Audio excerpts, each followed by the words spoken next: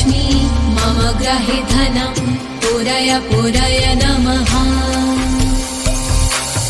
ॐ ह्रीं श्रीं क्लीं श्रीं कुबेराय अष्टलक्ष्मी मम ग्रहे धनं पुरय पुरय नमः।